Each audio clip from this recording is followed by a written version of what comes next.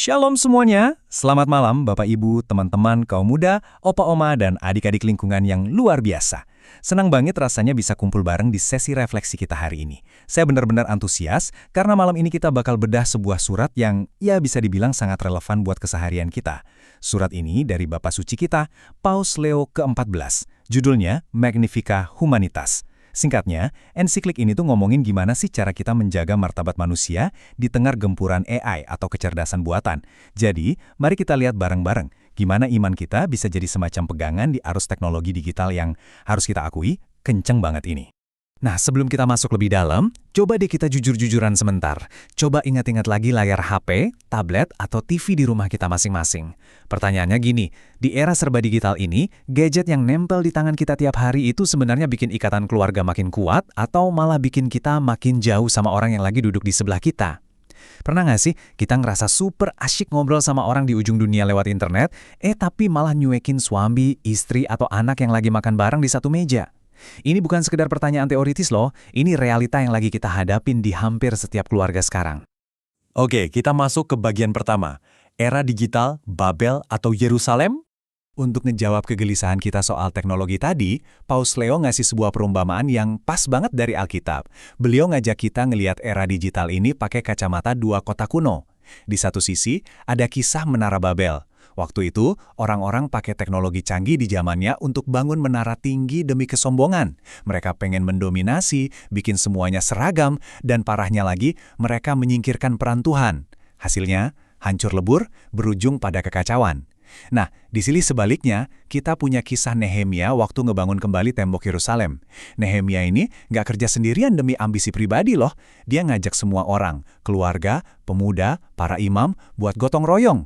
Pembangunan Yerusalem itu akarnya ada di tanggung jawab bersama, rasa persaudaraan, dan pastinya dipandu oleh Tuhan.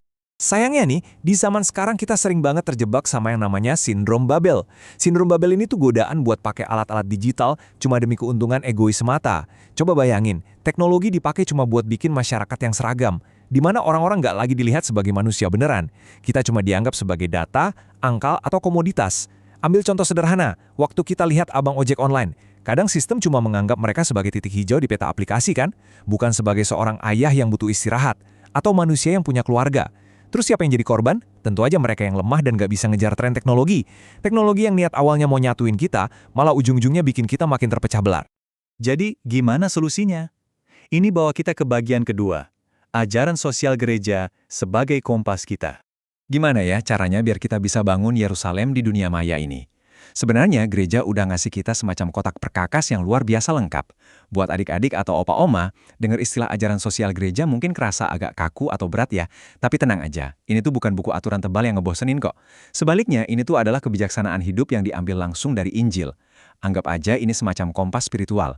Kompas yang selalu diarahkan oleh Roh Kudus buat bantu kita lewatin perubahan zaman. Termasuk ngadepin si AI ini, supaya kita bisa ngebangun lingkungan yang lebih adil dan pastinya memanusiakan manusia. Nah, di dalam kompas ini ada 5 prinsip utamanya. 1. Kesejahteraan bersama. 2. Peruntukan harta universal. 3. Subsidiaritas. 4. Solidaritas. Dan kelima, keadilan sosial. Poin penting yang mau ditekankan di sini adalah gereja mau ngingetin kalau kemajuan atau progres itu nggak cuma soal seberapa cepat koneksi Wi-Fi kita atau seberapa pintar algoritma AI-nya. Kemajuan yang sejati itu baru terjadi kalau martabat setiap orang dihargai, dan ini yang penting, nggak ada satupun manusia yang dianggap sebagai barang rongsokan yang bisa dibuang gitu aja pas udah nggak menguntungkan lagi. Sekarang kita bergeser ke bagian ketiga, batu penjuru di dunia digital. Ini pertanyaan yang benar-benar kritis buat lingkungan kita. Gimana sih cara kita memperlakukan mereka yang terpinggirkan di dunia yang serba cepat ini? Coba dengerin kutipan dari Paus Leo ini. Dalam banget loh. Batu-batu yang dibuang, orang miskin, orang sakit, para migran, dan mereka yang paling hina di antara kita akan menjadi batu penjuru. Dan sebuah rumah bersama yang kokoh dan menyambut akan muncul.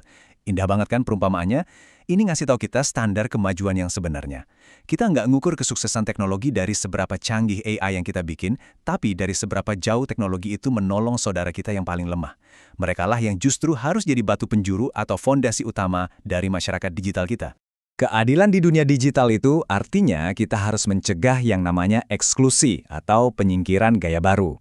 Fakta di lapangannya kan gini, kadang opa-oma kita atau saudara-saudara kita yang kurang mampu Tiba-tiba ditinggalin gitu aja karena mereka nggak punya kuota internet, atau bingung cara pakai smartphone yang layarnya disentuh-sentuh itu. Kalau layanan-layanan dasar kayak mau berobat ke puskesmas atau ngurus bantuan sosial cuma bisa diakses lewat aplikasi yang ribet, ya mereka bakal pelan-pelan tersingkir dari masyarakat. Kita nggak boleh tutup mata soal ini. Kehadiran teknologi itu harusnya memastikan setiap orang punya akses yang sama dan martabat mereka tetap utuh. Nah, lalu apa yang bisa kita lakuin? Kita masuk ke bagian 4, peran keluarga dan kaum muda. Bapak, Ibu, disinilah yang namanya prinsip subsidiaritas tadi mulai beraksi. Maksudnya gini, untuk bikin dunia maya ini jadi tempat yang lebih baik, kita tuh nggak perlu nunggu aturan menteri atau bos-bos perusahaan teknologi raksasa turun tangan. Perubahannya dimulai persis dari ruang keluarga kita sendiri. Saya ngerti, buat para orang tua zaman now, ngedampingin anak main internet itu susahnya minta ampun. Tapi ada beberapa tips praktis nih. Pertama, kita juga harus melek digital, sebisa mungkin tahu apa yang sering ditonton anak-anak kita.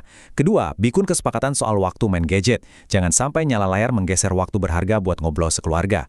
Dan yang nggak kalah penting, yuk kita hidupin lagi kebiasaan doa bareng. Jangan sampai bunyi notifikasi handphone ngalahin suara kita saat lagi doa rosario di ruang tamu. Terus buat teman-teman orang muda Katolik atau OMK, dengerin ya. Kalian ini garda depannya. Saya menantang kalian buat jadi misionaris digital. Caranya gampang. Pertama, coba cek lagi kebiasaan main sosmed kalian. Banyakan manfaatnya atau banyakan toksiknya. Kedua, berani bersikap tegas nolak segala macam ujaran kebencian, cyberbullying, atau ajang pamer-pameran di dunia maya. Dan ketiga, ini yang paling seru. Pakai akun Instagram, TikTok, atau apapun platform kalian buat nyebarin kebaikan kasih Tuhan. Bangun koneksi yang sehat, bukan drama yang memecah belah. Buktiin ke dunia maya kalau anak muda Katolik itu selalu bawa hawa sejuk dan damai kemanapun mereka posting. Akhirnya, kita sampai di poin penutup kita. Bagian 5, membangun peradaban kasih. Kalau boleh sharing sedikit pengalaman pribadi saya selama jadi pemandu lingkungan, teknologi itu emang sering banget jadi ujian iman. Dulu saya pernah ngerasa kering banget secara rohani, cuma gara-gara keseringan scrolling HP dari pagi sampai malam. Belum lagi grup WhatsApp lingkungan kita. Hayo ngaku, kadang bisa tiba-tiba jadi panas kan kalau ada beda pendapat.